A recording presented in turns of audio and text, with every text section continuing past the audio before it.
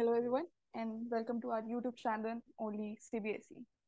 तो अभी मैं सेकंड चैप्टर हिस्ट्री का क्लास नाइन्थ का कंटिन्यू करने जा रही हूँ। इससे पहले मैंने सोशलिज्म इन यूरोप पे वीडियो डाल दी ऑलरेडी।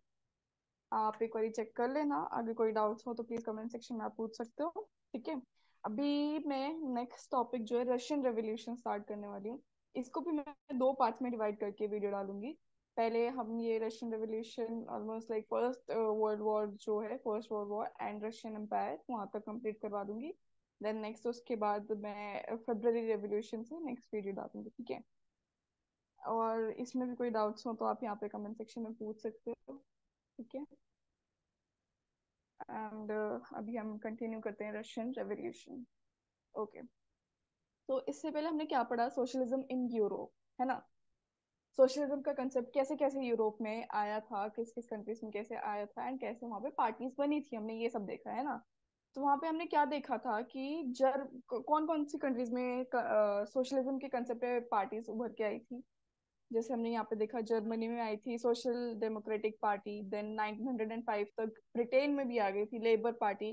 देन फ्रांस में आ गई थी सोशलिस्ट पार्टी। ठीक है। इतनी सारी पार्टी सोशलिज्म के कंसेप्ट के बेसिस पे बन तो रही थी, बट ये अभी तक एज अ इन पावर नहीं आई थी। लेकिन इनकी अभी तक गवर्नमेंट नहीं बनी थी, सिर्फ पार्टी पार्टी बनी थी कि ठीक है ये आ रहे हैं कि हाँ ठीक है वर्कर्स के ऐसे सोशलिज्म के कंसेप्ट पे ऐसे पार्टीज आ रही हैं, बट इनकी गवर्नमेंट कहीं पे भी नहीं बनी थी। ठीक है। फिर हम यहाँ पे देखते हैं रशिया में। अब हम रशियन रेवोल्यूशन पढ़े तो हमने ये देखना है रशिया में क्या क्या हुआ था, है ना। तो रशिया में देखो एक सेकंड के। हाँ, तो Russian empire in 1914। Russian empire Russia में अभी भी जो है 1914 तक लाइक, वैसे 1917 तक हम देखते हैं कि वहाँ पे अभी भी मोनार्की सिस्टम चल रहा होता है। कौन था वहाँ पे किंग, कौन था? सार निकोलस सेकेंड। ठीक है, जो वहाँ पे रूल कर रहे थे। ठीक है। तो हम वहाँ पे देखते हैं कि 1917 तक अभी तक मोनार्की सिस्टम चला हुआ था रशिया में। And after October revolution and February revolution वहाँ पे जो भी सोशलिज्म के बेसिस पे जो भी पार्टीज वहाँ पे थी, उनकी पार्टी उभर के आती है। ठीक है। उनकी पार्टी गवर्नमेंट में आती है as a government, as a rule, like rule करने में।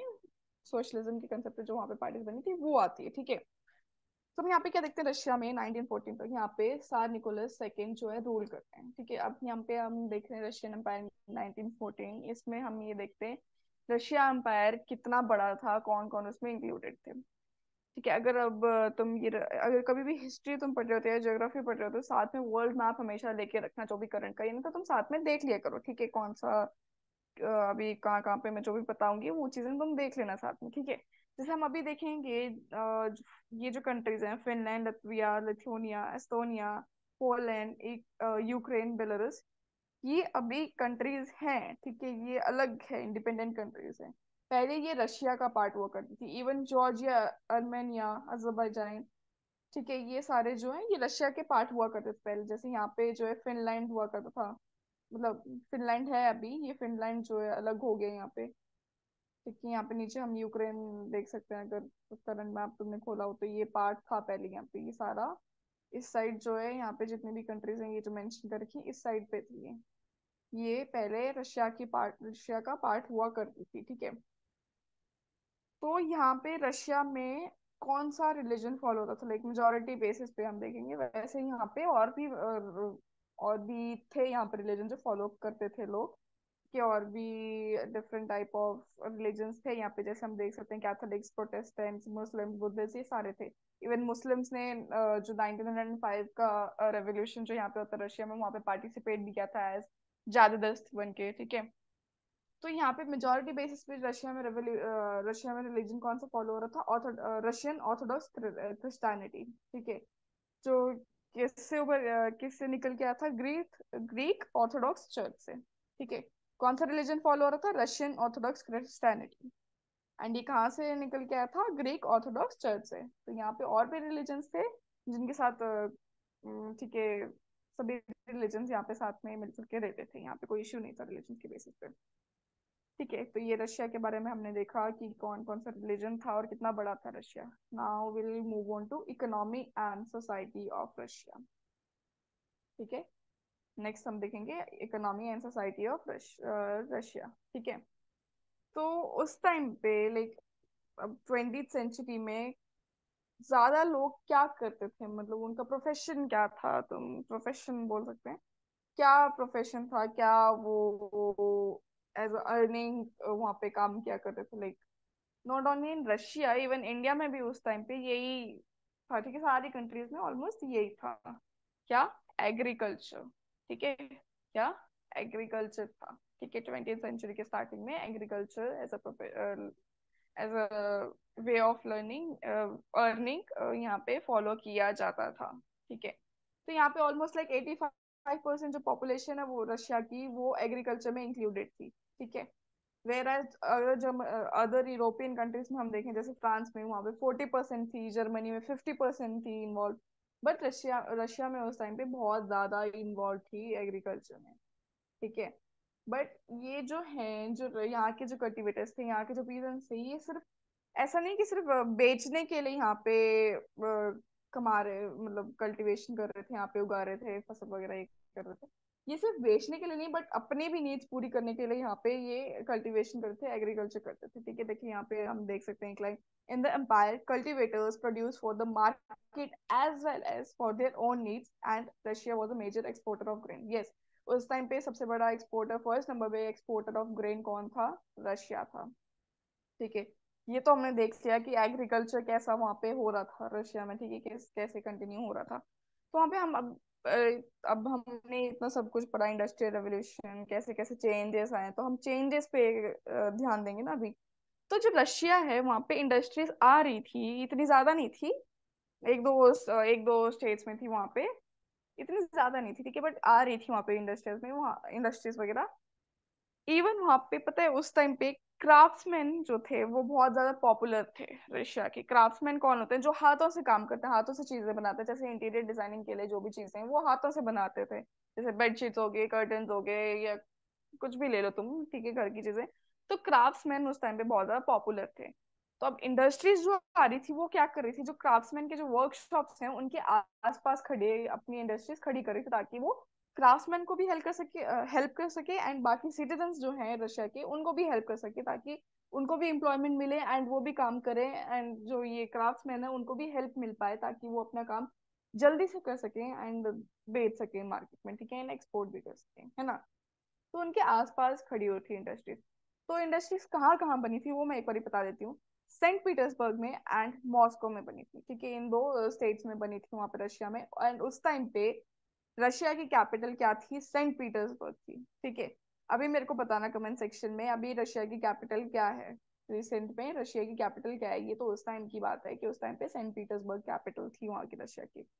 ठीक है, तो मैंने क्या बताया, इंडस्ट्रीज जो थी कहाँ पे खड़ी होती, वो क्राफ्ट्समैन के जो वर्कशॉप्स हैं वो उनके आसपास खड़ी हो रही थी। ठीक है, ताकि वो क्राफ्ट्समैन को भी हेल्प कर सके एंड बाकी सिटीजन्स को भी हेल्प कर सके, ताकि उनको एम्प्लॉयमेंट प्रोवाइड कर सके एंड वर्कर्स भी बढ़ा सके वहाँ पे। ठीक है, तो वहाँ पे धीरे धीरे फैक्ट्रीज खड़ी होती, रशिया की जो रेलवेज हैं वो भी अब इंडस्ट्रीज खड़ी हुई। ऑफकोर्स इंडस्ट्रियल गुड्स चाहिए जल्दी से जल्दी, अगर चाहिए इंडस्ट्रीज को, तो रेलवेज जो है उस टाइम पे बहुत ज्यादा हेल्पफुल थे। तो ठीक है, वहाँ पे रेलवेज बनना भी शुरू हुए थे, ताकि ये सब ग्रोथ अच्छे से हो सके रशिया की। इवन वहाँ पे फॉरेन इन्वेस्टमेंट जो थी इंडस्ट्रीज में वो भी इंक्रीज होने लग पड़ी थी। फॉरेन इन्वेस्टमेंट मतलब जो दूसरी कंट्रीज के जो लोग थे वो यहाँ पे रशिया में आके इंडस्ट्रीज में इन्वेस्ट करे, ताकि रशिया की भी जो इंडस्ट्रीज है वो जल्दी से डेवलप हो, वहाँ पे भी ग्रोथ हो इंडस्ट्रीज की। ठीक है, तो वहाँ पे मैंने क्या बताया, रेलवेज एक्सपेंड और एक्सटेंड हो रही थी एंड फॉरेन इन्वेस्टमेंट भी इंक्रीज हो रही थी इंडस्ट्रीज पे। ठीक है,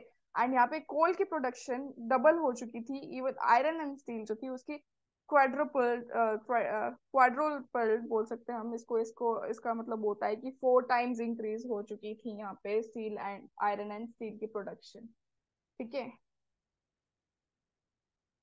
क्वाड्रुपल्ड। एंड यहाँ पे कोल की डबल हो चुकी थी। ठीक है, तो हमने यहाँ पे क्या देखा कि industries slowly and gradually Russia में भी इंक्रीज हो रही थी, एंड यहाँ पे भी इंडस्ट्रियल रेवोल्यूशन धीरे धीरे आ रहा था। ठीक है, बट यहाँ पे हम क्या देखते हैं, जो इंडस्ट्रीज थी यहाँ पे, अभी जो जितनी भी इंडस्ट्रीज खड़ी थी वो स्टिल अभी प्राइवेट प्रॉपर्टी थी इंडस्ट्रियलिस्ट की। ठीक है, जो भी जिनकी भी इंडस्ट्रीज जिनने खड़ी की थी, फैक्ट्रीज वगैरह वहाँ पे खड़ी की थी, वो एज अ प्राइवेट प्रॉपर्टी वो खड़ी कर रहे थे, ठीक है, अपनी प्रॉपर्टी पे बेसिस पे वहां पे खड़ी हो रही थी। बट हम यहाँ पे क्या देख रहे हैं, सोशलिज्म हम पढ़ रहे हैं, तो सोशलिज्म का कंसेप्ट हम कैसे कैसे धीरे धीरे आता है, हम वो देखेंगे कैसे कैसे वो रिमूव करते हैं।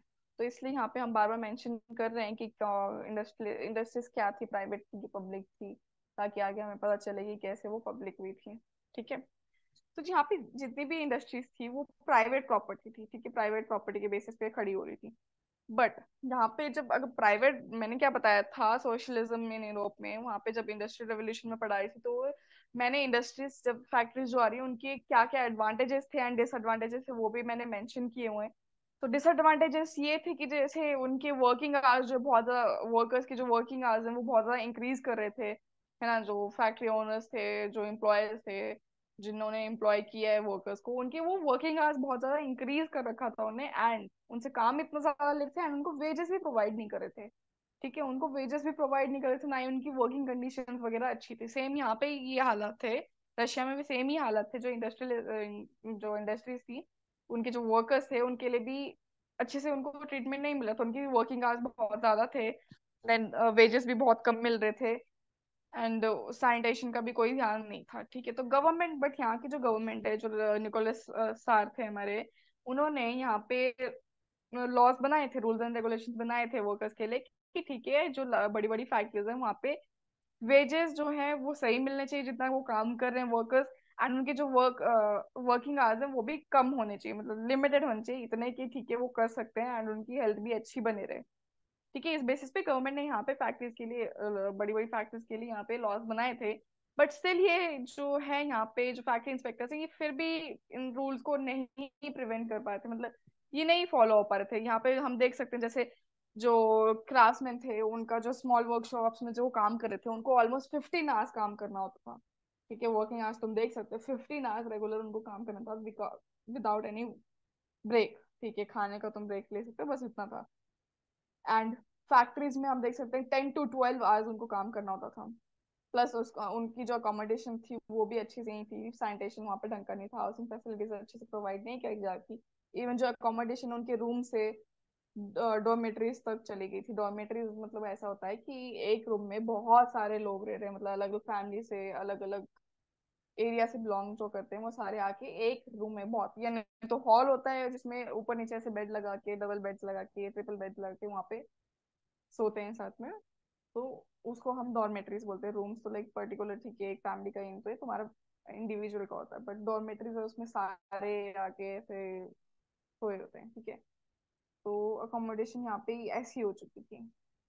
ठीक है, देन यहाँ पे जो है सोशलिज्म का कंसेप्ट हम देखते हैं क्यों नहीं आ पा रहा था, क्योंकि यहाँ पे जो वर्कर्स हैं बहुत ज्यादा डिविजन था, वर्कर्स में बहुत ज्यादा डिविजन था। वो डिविजन कैसा कि कुछ कुछ जो वर्कर्स थे वो अभी भी जो है अपने विलेज से अभी तक अटैच थे, मतलब वहां पे भी उनकी विलेजेस में भी उनकी अभी तक प्रॉपर्टी थी, यानी तो वो रहते थे, या उनकी फैमिली मेंबर्स वहां पे रह रहे होते थे, या वो काम पे आते थे यहाँ पे। ठीक है, तो कुछ कुछ थे, कुछ वर्कर्स ऐसे थे जिनका अभी भी विलेजेस से अटैचमेंट थी। ठीक है, कुछ वर्कर्स ऐसे थे जो परमानेंटली ही सेटल हो चुके थे यहाँ पे सिटीज एरिया में, वो परमानेंटली ही सेटल हो रखे थे। ये तो डिवीजन ये हो गया कि तुम रूलर से अटैच, तो कुछ कुछ वापस आते थे वहां पे, कुछ काम करने के लिए आते थे बस, एंड कुछ सिटीज में परमानेंटली सेटल हो रखे थे। एक ये था। देन दूसरा डिवीजन ये था कि स्किल के बेसिस पे बहुत सारा डिवीजन था यहाँ पे वर्कर्स में। कुछ कुछ स्किल्ड वर्कर्स थे, कुछ अनस्किल्ड वर्कर्स थे। स्किल्ड एंड अनस्किल्ड मतलब किसी किसी को काम बहुत ज्यादा अच्छे से आता था, किसी किसी को काम नहीं आता था। ठीक है, नहीं वो एजुकेटेड, नहीं पता है उनको कुछ मशीन वगैरह यूज करने का या कुछ भी, कुछ फैक्ट्रीज आ रही तो मशीन आ रही, उनका यूसेज कैसे होना वो सब नहीं पता था कुछ लोगों को, और कुछ लोगों को बहुत ज्यादा एक्सपर्ट थे। तो स्किल के बेसिस पे एक डिवीजन था। एक यहाँ पे रहने के बेसिस पे डिवीजन था, अटैचमेंट के बेसिस पे डिवीजन था कि घर विलेजेस से अभी भी अटैच हैं, कुछ सिटीज में परमानेंटली बस चुके हैं। इवन यहाँ पे वुमेन भी जो है 31% उनका इन्वॉल्वमेंट था लेबर में, फैक्ट्री के लेबर में। 1914 तक हम देखते हैं यहाँ पे वुमेन भी यहाँ पे काम कर रही थी। ऐसा नहीं कि उनको नहीं काम करने को दिया जा रहा था, ये वो ठीक है तुम घर में बैठो, ऐसा नहीं था। उनका भी इन्वॉल्वमेंट था, वो भी काम कर रहे थे यहाँ पे। बट जो उनको वेजेस मिलते थे ना, जो उनको वेजेस पेमेंट मिलती थी ना, वो मेन के कंपैरिजन में बहुत ज्यादा कम होती है, तो हाफ मिलती थी। जैसे अगर मेन को मिल रही है 5,000 रुपीज, तो इनको 2500 रुपीज, तो उससे भी कम मिलते थे। ठीक है, उससे भी बहुत ज्यादा कम मिल रहे होते थे इनको। थ्री फोर्थ या वन हाफ ऐसे, मतलब बहुत ज्यादा कम मिल रहे थे वुमेन को अभी तक वेजेस। ठीक है, तो ये बहुत ज्यादा डिवीजन थे यहाँ पे वुमेन। अब मेन मेन वुमेन का भी हम देख रहे हैं यहाँ पे। वुमेन का मैंने इसलिए बताया कि इसमें भी डिवीजन था जेंडर बेसिस पे। देन पेमेंट के बेसिस पे हम बोल सकते हैं यहाँ पे ये भी डिवीजन था।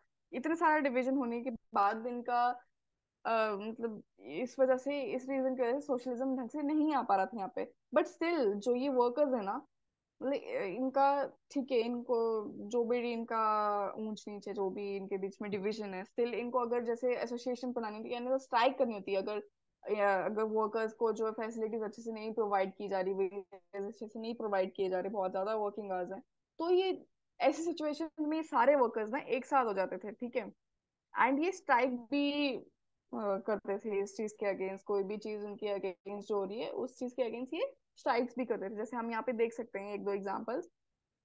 टेक्सटाइल इंडस्ट्रीज में एक बार इन वर्कर्स ने एक स्ट्राइक की थी for working conditions and like payment के लिए। ठीक है, वेजेस के लिए कि ये बहुत ज्यादा कम है।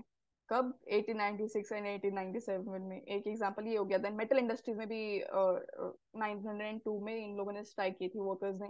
For what? For the working conditions and payment के लिए, वेजेस के लिए। ठीक है, तो ये हम देखते हैं यहाँ पे, ये वर्कर्स के बारे में देखा हमने। ठीक है, वर्कर्स का कैसे कैसे एसोसिएशन था एंड कैसे कैसे डिवीजन था यहाँ पे। कब वो एक साथ हो जाते थे, कब उनके बीच में डिवीजन था एंड ऑल, ये हमने देखा इंडस्ट्रीज में वर्कर्स के बीच में। अब हम देखेंगे पीजेंट्स के बारे में। क्योंकि ऑफकोर्स हमने क्या पढ़ा कि 85% जो पॉपुलेशन है वो किस चीज में इंक्लूडेड है? एग्रीकल्चर में इंक्लूडेड है ना। जो रशिया की 85% पॉपुलेशन है वो किसमें? एग्रीकल्चर में इंक्लूडेड। तो हमें उसके बारे में भी तो पता होना चाहिए ना कि वो क्या कर रहे थे, पीजेंट्स क्या कर रहे थे। ऑफकोर्स उनका भी कुछ इन्वॉल्वमेंट होगा, उनका ही इन्वॉल्वमेंट हमें चाहिए ऑफकोर्स, तभी हम यहाँ पे सोशलिज्म का कंसेप्ट ला पाएंगे, है ना। तो यहाँ पे हम देखते हैं रशिया का क्या हाल, तो रशियन के जो एग्रीकल्चर में पीजेंट्स है उनका क्या हाल था। ठीक है, हम यहाँ पे देखते हैं ज्यादा से ज्यादा पीजेंट्स जो थे वो कहाँ पे लैंड कल्टीवेट करते थे, कहाँ पे अपनी खेती बाड़ी वगैरह करते थे? कंट्री साइड में। कंट्री मतलब कंट्री के जो साइड वाला एरिया होता है ना, उसको हम कंट्री साइड बोलते हैं। ऑफकोर्स वो वर्ड से पता चल जा रहा है, राइट, फिर मैं बता रही थी। ओके, सो जो पीजेंट्स थे वहाँ पे कंट्री साइड में ज्यादा करते थे कल्टीवेशन। क्यों? क्योंकि उनको वहीं पे लैंड मिला हुआ था, एंड जो सिटी एरिया था, जो बीच का जो एरिया है, कंट्री का बीच का एरिया, वहां पे उनको लैंड ही नहीं था, उनके पास लैंड ही नहीं था। तो वो खुद के लैंड पे मतलब कैसे वहां पे कल्टीवेशन करेंगे? ऑफकोर्स जो जिनके पास वहां पे लैंड था बीच में, कंट्री साइड में, सॉरी कंट्री में, जिसके जिसके पास लैंड था उस पे वो काम करते थे, लाइक मतलब वो खरीद के रेंट बेसिस पे वहां पे काम करके कल्टीवेशन करके देन वहां से जो उगता था वो थोड़ा बहुत उनको प्रोवाइड करते थे, थोड़ा गवर्नमेंट को, वैसा बेसिस पे होता था यहाँ पे। बट हम क्या देखते हैं यहाँ पे, पीजेंट ज्यादातर कहाँ पे थे? कंट्री साइड में, एंड वहाँ पे कल्टीवेशन करते थे। तो कंट्री में किसके पास लैंड था? मैंने तो ये बता दी थी कि ये कंट्री साइड में करते हैं, वहाँ पे कल्टीवेशन करते हैं। कंट्री में भी तो जो लैंड है वो किसके पास था, हमें वो भी तो देखना पड़ेगा। तो यहाँ पे जो कंट्री में जो लैंड था ज्यादातर वो किसके पास था? नोबिलिटी वाले लोगों के पास था। ठीक है, लोग नोबिलिटी किस में आते हैं? सेकेंड स्टेट में आते हैं, राइट। जो नोबल लोग होते हैं, जिनके पास वेल्थ ज्यादा है एंड जिसका स्टेटस सोसाइटी में बहुत ज्यादा अच्छा है। ठीक है, तो ज्यादा किसके पास था? नोबिलिटी, क्राउन मतलब किंग के पास, एंड ऑर्थोडॉक्स चर्च, जो क्लर्जी थे, जो चर्च से चर्च में जिनका इन्वॉल्वमेंट था, उनके पास लैंड ज्यादा था। ठीक है, एंड पीजेंट्स के पास नहीं था लैंड, बहुत कम लैंड था। अब हम ये देखते हैं, अब पीजेंट्स के लाइक ऑफ कोर्स एग्रीकल्चर इतना ज्यादा है, तो पीजेंट्स के हाथ इतना कम लैंड है, तो वो उनको चाहिए ना और भी काम करने के लिए और जगह चाहिए, तो उनको गुस्सा तो आएगा ये देखे कि जो बीच में जो लैंड है वो इलीगली, लाइक ऑलमोस्ट इलीगली ही उनने कैप्चर किया हुआ था नोबिलिटी ने। वो क्या कर रहे थे यहाँ पे? जो केस था नोबिलिटी का, वो ऐसा नहीं है कि उनने खुद से खरीदा हुआ था जो नोबल से। ठीक है, उन्हें ऐसा नहीं कि उनने खुद से खरीदा है, उनकी खुद की प्राइवेट प्रॉपर्टी, ऐसा नहीं था। यहाँ पे ये जो नोबिलिटी थी क्या करते थे? जो किंग हैं निकोलस सार, उनको सर्विसेज प्रोवाइड कर रहे थे, एंड उनके बदले में निकोलस सार उनको लैंड देते थे, नोबिलिटी को, नोबल्स लोग जो थे उनको लैंड देते थे वहाँ पे। ठीक है, लाइक ऐसे बोल सकते हैं कि नोबल्स जो थे ना वहाँ पे वो उनकी चमचागिरी करते थे निकोलस सार के, एंड उसके बदले में उनको क्या मिलता था? लैंड मिल जाता था इन रिटर्न में। ठीक है, तो नोबल्स को कैसे मिलता था? Nobles got their power and position through their services to the tsar, not through local popularity. ठीक है, तो ऐसा नहीं कि हाँ, उनके पास पैसे थे या वो खुद से खरीद रहे थे या लोकल में, मतलब लोकल एरिया में वो बहुत ज्यादा पॉपुलर थे तभी उनको मिल रहा है और ऐसा कुछ नहीं था। वो सर्विसेज प्रोवाइड कर रहे सार को, निकोलस सार को, एंड उसके बाद उनको लैंड मिल रहा था। तो इस बेसिस पे हम बोलते हैं, इलीगली बोल सकते हैं या कुछ भी बोल सकते हो तुम, ठीक है, कि उनके पास ऐसे लैंड था। ठीक है, तो पीजेंट्स को इस चीज को देख के गुस्सा आ रहा था कि वो जो लैंड है ऐसी फ्री में, वो जो किंग है अपना वो ऐसे ही बेचा जा रहा है, ऐसे ही दिया जा रहा है सर्विस प्रोवाइड करने पे, तो उनको गुस्सा आएगा, राइट। तो पीजेंट्स यहाँ पे जो थे, हम देखते हैं वहाँ पे फ्रेंच रेवोल्यूशन जब हमने देखा तो हमने देखा था कि जो थर्ड स्टेट वाले हैं वो फर्स्ट एंड सेकंड स्टेट वालों को बहुत ज्यादा रिस्पेक्ट देते थे एंड रिस्पेक्टफुली उनसे बात करते थे एंड अच्छा रिलेशन बना के रखा था वहाँ पे। ऐसा नहीं कि उनके अगेंस्ट कुछ बहुत ज्यादा वो कर रहे थे कि झगड़े वगैरह एंड ऑल। ठीक है, तो हमें क्या पता था, तो ऐसा नहीं कि उनके अगेंस्ट कुछ कर रहे थे। बट यहाँ पे हम रशिया में जो देखते हैं, रशिया में हम देखते हैं ये जो पीजेंट्स हैं ये, इनको कोई ऐसा नहीं था कि इनको कोई रिस्पेक्ट है नोबिलिटी के लिए। ये ऐसा नहीं कि बहुत ज्यादा रिस्पेक्टफुल नजरों से उनको देखते हैं नोबिलिटी को। ऑफकोर्स किसी के सामने ऐसा उनको दिख रहा है कि लैंड उनको मिलना चाहिए बट इंस्टेड किसी और को मिल रहा है, वो भी इलीगल बेसिस पे या ऐसे ही फालतू काम करने में, मतलब कुछ भी नहीं सर्विस प्रोवाइड करो ऐसे मिल रहा है। तो उनको देख के ही गुस्सा आ रहा था एंड वो बहुत ज्यादा नोबल्स के अगेंस्ट थे एंड कोई रिस्पेक्ट नहीं करते थे उनकी, ठीक है। तो इनने धीरे धीरे पीजेंट्स ने क्या करना स्टार्ट किया, इनका जो लैंड है जहाँ, जैसे मैंने बताया ना कि कंट्री साइड में तो ठीक है वो काम कर रहे थे, बट कंट्री एरिया में भी तो वो काम कर रहे होते थे, है ना। वहां पे भी तो किसी और के लैंड पे वो काम कर रहे थे। तो इनने पीजेंट्स ने क्या किया, ये धीरे धीरे जो नोबल्स है जिनके लैंड पे वो काम कर रहे थे उनको रेंट देना ही बंद कर दिया, ठीक है, क्या रेंट देना बंद कर दिया, रिफ्यूज टू पे रेंट एंड धीरे धीरे उनको मर्डर, उनका मर्डर करना शुरू कर दिया। लैंडलॉर्ड से जिनका लैंड, जिनके लैंड पे वो काम कर रहे थे उनका मर्डर करना शुरू कर दिया, ठीक है।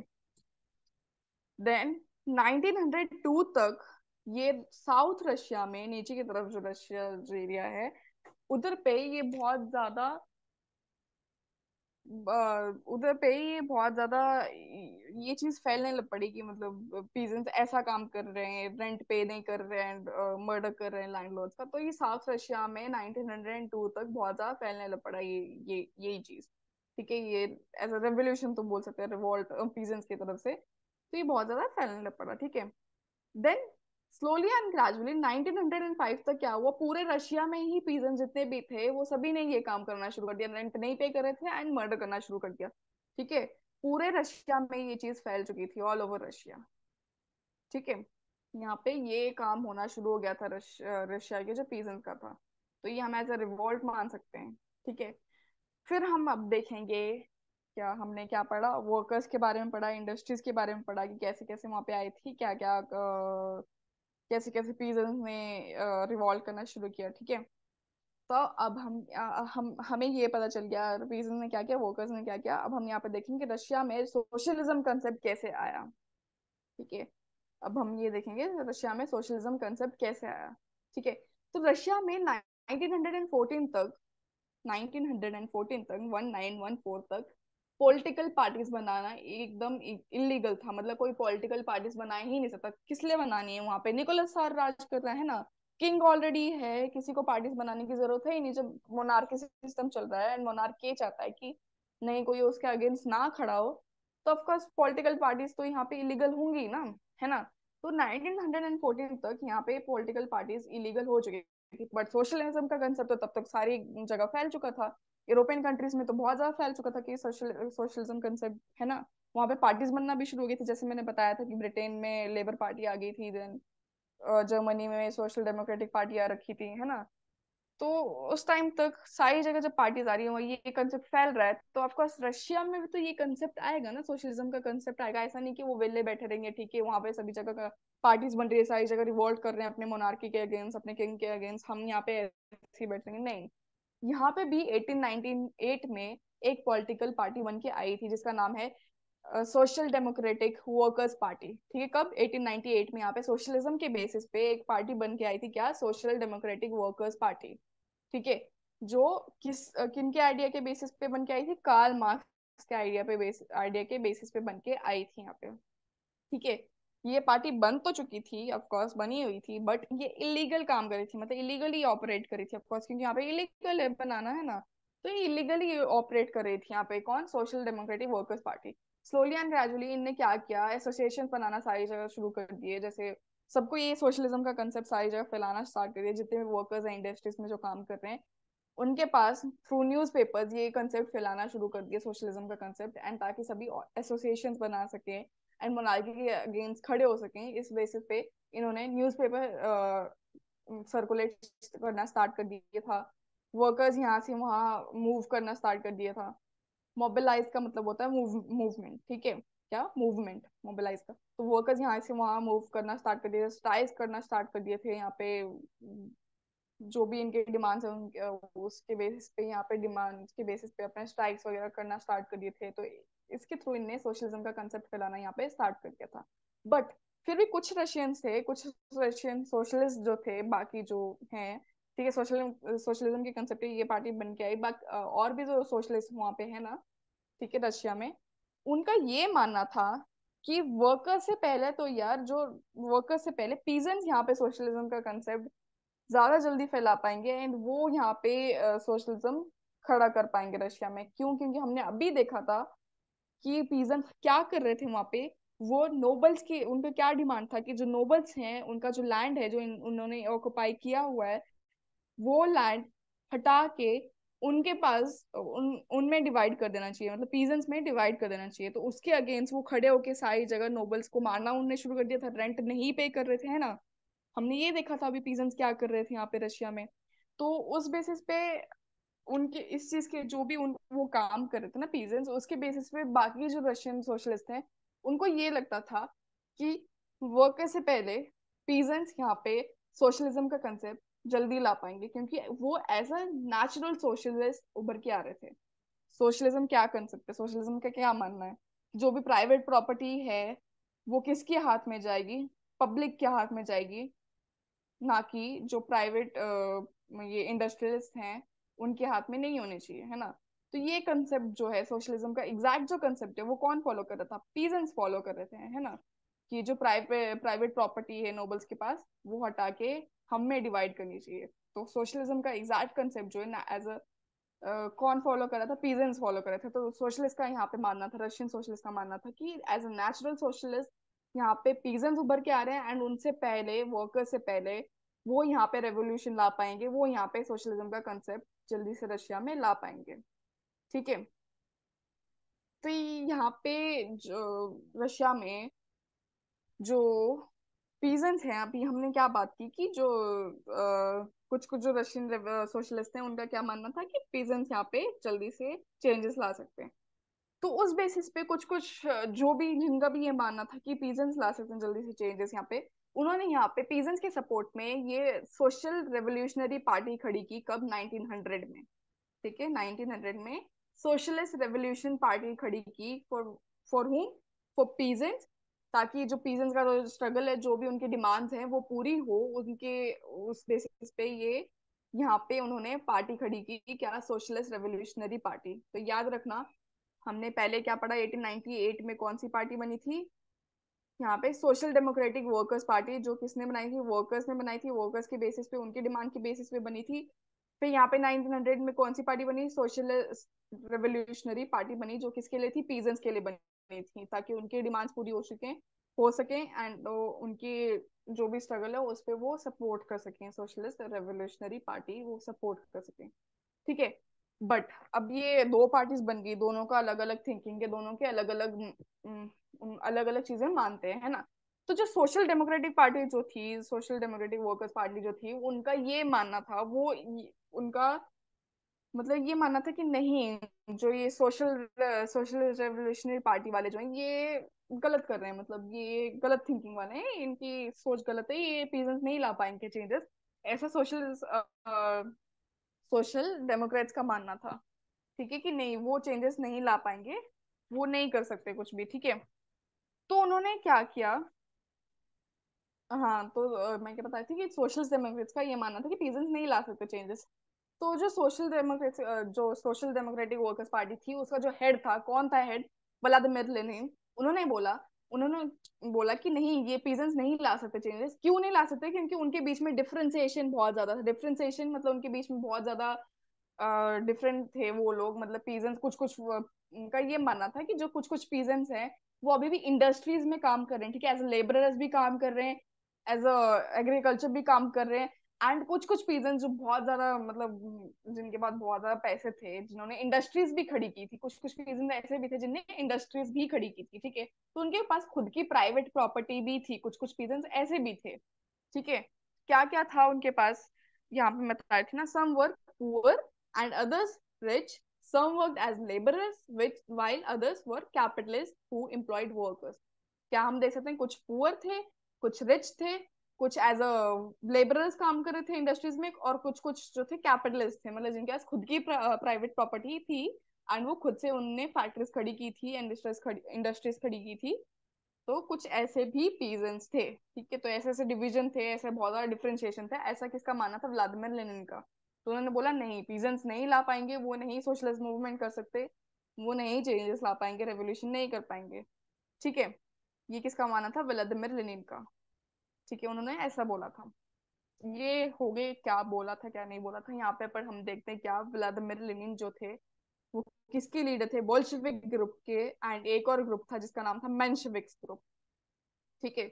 तो मेंशेविक्स ग्रुप वाले तो थे वो बिलीव करते थे कि ठीक है, पीजेंट्स ला सकते हैं चेंजेस। तो जो व्लादिमीर लेनिन थे वो Bolshevik group and Menshevik group, ये मैं बता देती हूँ एक बारी क्या है ये ग्रुप। हमारी जो पार्टी है ये कौन सी? Socialist democratic workers party. इसमें भी डिवीजन हो रखा था दो ग्रुप्स का। क्या क्या? Bolshevik groups and Mensheviks group. क्यों डिवीजन हुआ था? ये कुछ लोगों का मानना था, जो व्लादिमीर लेनिन की जो थिंकिंग थी एंड उनके अंदर जो काम कर रहे थे, उनकी थिंकिंग ये थी कि अगर हम ऐसी कंट्री में, रशिया जैसी कंट्री में जहाँ पे मोनार्की सिस्टम फॉलो हो रहा है अभी भी, वहां पे जो अगर पॉलिटिकल पार्टी कोई भी बन रही है ना, तो उसमें मतलब वो बहुत डिसिप्लिन होने चाहिए। क्यों? क्योंकि सारे जो सार जो हैं वो मोनार्क है, मोनार्की सिस्टम चल रहा है रशिया में, एंड वहां पे इलीगल है पार्टी बनाना। तो व्लादिमीर लेनिन का ये मानना था कि जो पार्टी बनेगी यहाँ पे वो डिसिप्लिन होनी चाहिए, एंड वहां पे जो भी मेंबर्स उसमें पार्टिसिपेट करेंगे पार्टी में, वो बहुत कम होने चाहिए, ठीक है। ये बोल्शेविक ग्रुप का मानना था, ये व्लादिमीर लेनिन का मानना था। जो उसमें इन्वॉल्व थे बोल्शेविक ग्रुप में, उनका ये मानना था। वेर एज मेंशेविक ग्रुप का हेड मैं एक बार बता दूं कौन थे। ज्यूलिस मार्तोव थे, ठीक है। कौन? ज्यूलिस मार्तोव। उनका ये मानना था कि नहीं, सभी को पार्टिसिपेट करने का मौका देना चाहिए। जैसे जर्मनी में जो भी पार्टी बनी है, सोशल डेमोक्रेट पार्टी बनी वहां पे थी, उनमें उसमें ऐसा मानना था कि सभी को पार्टिसिपेट करने का मौका मिलना चाहिए। तो सेम मेंशेविक ग्रुप का जो था, जुलियस मार्तोव का ये मानना था कि सभी को यहाँ पे पार्टिसिपेट करने का मौका देना चाहिए। बट व्लादिमीर लेनिन ये नहीं मानते थे। वो चाहते थे कि नहीं, डिसिप्लिन होने चाहिए एंड कम लोग पार्टिसिपेट करें।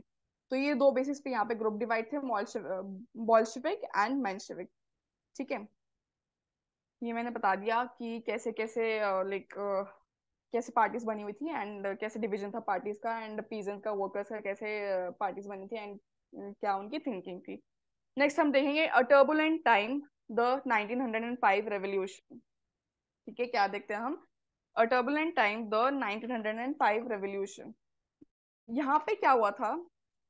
एक सेकंड ना, हाँ। यहाँ पे क्या हुआ था? जो 20th सेंचुरी की स्टार्टिंग में, यहाँ पे शुरू में क्या था, रशिया में अभी तक जो है मोनार्की रूल फॉलो कर रहा था, मोनार्की सिस्टम ही चल रहा था, ऑटोक्रेसी चल रही थी, मतलब एक ही रूलर जो है वही अभी तक रूल कर रहा था। एंड यहाँ पे जो है रेवोल्यूशन नहीं हुआ था, चेंजेस नहीं आए थे। वेरस यूरोपियन कंट्रीज वहाँ पे रेवोल्यूशन हो रहा था, वहां पे कॉन्स्टिट्यूशन बन रहा था, वहां पे मोनार्की सिस्टम हट रहा था। बट यहाँ पे जो है अभी तक यही सिस्टम था। क्या सिस्टम था? ऑटोक्रेसी का सिस्टम था। और यहाँ पे अभी तक निकोलस सार जो है वही रूल कर रहे थे। तो ठीक है, अब ये चीज देख के जो है बाकी जो सिटीजन है उनका भी खून खोलेगा कि नहीं, मतलब जारी जगह यहाँ पे चेंजेस आ रहे हैं, बट यहाँ पे रशिया में कोई चेंज आ ही नहीं रहा है। तो यहाँ पे जो है दोनों ने साथ मिलके, जो दो पार्टी थी हमारे, social Democrats workers party and socialist revolutionary party, उन दोनों ने साथ में मिलके यहाँ पे 1905 में यहाँ पे रेवोल्यूशन करना स्टार्ट किया, ठीक है। उन्होंने ये डिमांड किया कि हमें हमें कॉन्स्टिट्यूशन चाहिए, क्योंकि बाकी सारी जगह जो है यहाँ पे कौन कौन सारी जगह जो कॉन्स्टिट्यूशन बन रहा है, बट यहाँ पे हमारे पास कॉन्स्टिट्यूशन बना ही नहीं है अभी तक, तो हमें भी कॉन्स्टिट्यूशन चाहिए। एंड इनका जो थिंकिंग है, इनकी जो डिमांड थी, बाकी कंट्रीज में से बाकी कंट्रीज के जो है वहाँ के भी नेशनलिस्ट जो है उन्होंने भी सपोर्ट किया, जैसे हम देख सकते हैं पोलैंड ने सपोर्ट किया था। एंड इवन जो खुद की कंट्री में मतलब रशिया में भी जो मुस्लिम डोमिनेटेड एरियाज हैं उन्होंने भी सपोर्ट किया था, क्या बन के, जिहादिस्ट बन के, ठीक है। इवन वो भी चाहते थे कि यहाँ पे नहीं है, मॉडर्नाइज्ड इस्लाम फॉलो होना चाहिए, हमारे भी जो मानना है, मुस्लिम के भी जो रूल्स रेगुलेशंस है उसमें भी चेंजेस होने चाहिए, एंड यहाँ पे मॉडर्नाइजेशन आनी चाहिए, ठीक है। तो 1904 का जो टाइम था, उस टाइम पे क्या हुआ, जो रशिया था उसमें वर्कर्स जो हैं उनके लाइक उनके बीच में बहुत ज्यादा लाइक 1904 के टाइम पे बहुत ज्यादा इश्यूज होना स्टार्ट हो गए थे, मतलब जो प्राइजेस हैं वो बढ़ना स्टार्ट हो गए थे, देन उसके बाद रियल वेजेस हैं वो डिक्लाइन होना शुरू हो गए थे। इस बेसिस पे जो भी इश्यूज आ रहे थे 1904 में, उसके थ्रू हमें देखने को क्या मिलता है 1900।